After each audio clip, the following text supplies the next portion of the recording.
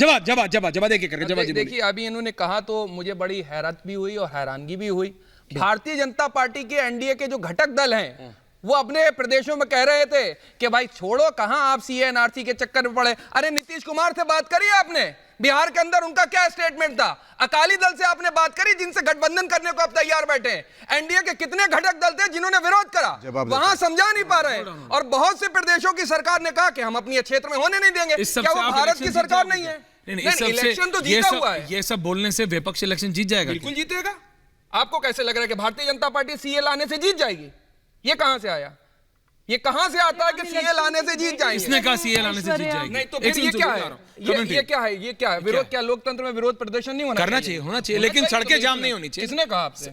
मैं कह रहा हूं सड़कें पर आप भाई साहब विरोध प्रदर्शन करने का सुनिए, don't give a call to एक जगह क्या ना हाँ प्रदर्शन करने का तरीका नहीं है। बिल्कुल सड़कें जाम नहीं होंगी भैया, सड़कें जाम नहीं होंगी, सड़कें जाम नहीं होंगी, जब सड़कें जाम नहीं हो जाती हैं तो संसद हो जाती है। बोलिए, राम मनोहर लोहिया जी ने गलत कहा था। आपने ही पढ़ा राम मनोहर? एक सेकंड विनीत, राम मनोहर लोहिया जी ने कहा इन्होंने पढ़ी है कौन सी? सुनो एक सेकंड सुनो।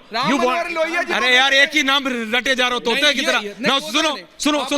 सुनो भाई, अरे यार शांत नहीं हो गए? नहीं, भारतीय जनता पार्टी शांत हो गए नहीं हो गए? अरे एक सेकंड, क्या नहीं? कौन तो विपक्ष को शांति? एक सेकंड यार, रिलैक्स, टेक हिम ऑफ अपनी बात, take him off for a minute. कौन सी किताब यार? एक मिनट यार, हर चीज जाती है ऑन। डायलॉग मारने से पिक्चर में बैठे हो क्या? कौन सी किताब पढ़ी राम मनोहर लोहिया जी की? कौन सी किताब पढ़ी ना? किताब का नाम बताओ, किताब का नाम बताओ। नहीं कहा राम मनोहर, किताब बताओ ना, कहाँ पढ़ा? अरे कहाँ कह दिया यार? कहाँ कह दिया? ये कोई क्या सोशल मीडिया का अकाउंट है किसी का? सुनो, ये रिपब्लिक का चैनल है, प्रूफ है तो बताओ। बिल्कुल प्रूफ है तो बताओ। अनंत विजय जी, अनंत विजय जी, अरे यार गूगल बाबा हो गया, अच्छा गूगल कर लो। अनंत विजय जी, जो आपके पीछे ये जो 1000-1500 किताबें एक आध दे दिया करो। मैंने आपसे कितनी बार बोला है, आप ये डिबेट में आते हो, ये एक आध जवाब टाइप लोगों को दिया करो।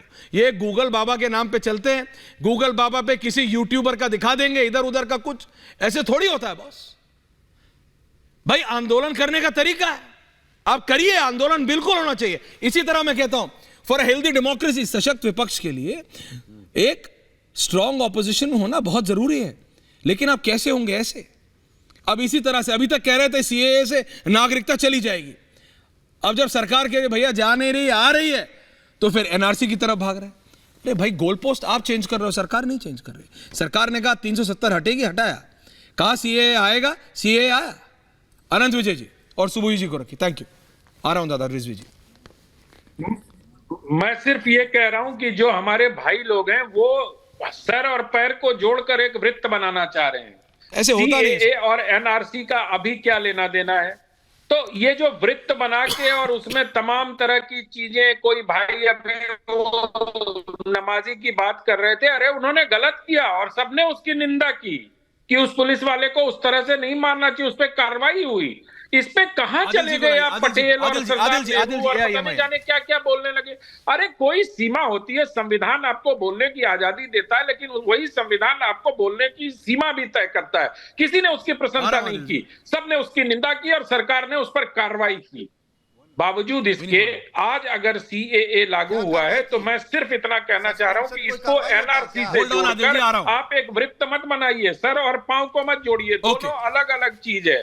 और दूसरी बात यह है कि जो व्यक्ति, किसी से कोई कागज नहीं मांगा जाएगा, जो यहां रह रहे हैं 1947 के बाद, जैसा अभी बहुत अच्छे से एक्सप्लेन किया गया कि किस प्रकार से माइनॉरिटीज का, जो पीड़ित माइनॉरिटीज है उनको यहां दिया जाएगा। आप जाके देखिए। और ये सीएए का कानून हिंदू मुसलमान का कानून नहीं है, ये ह्यूमन राइट्स लागू करने का कानून है, ये मानवाधिकार का कानून है। इसको जरा खुले दिमाग से सोचिए। जरा राजस्थान के गांव में जाइए जहां की पाकिस्तान से पीड़ित हिंदू परिवार सैकड़ों की संख्या में मतलब नारकीय जीवन जीने को विवश हैं। ऐसे लोगों को ये नागरिकता देने का कानून। और दूसरे एक भाई अभी कह रहे थे, तो मुसलमानों को जो नागरिकता दी गई मोदी के कार्यकाल में, वो नागरिकता देना बंद नहीं हो जाएगा। वो मेरिट के आधार पर उनको वो नागरिकता मिलते रहेगी।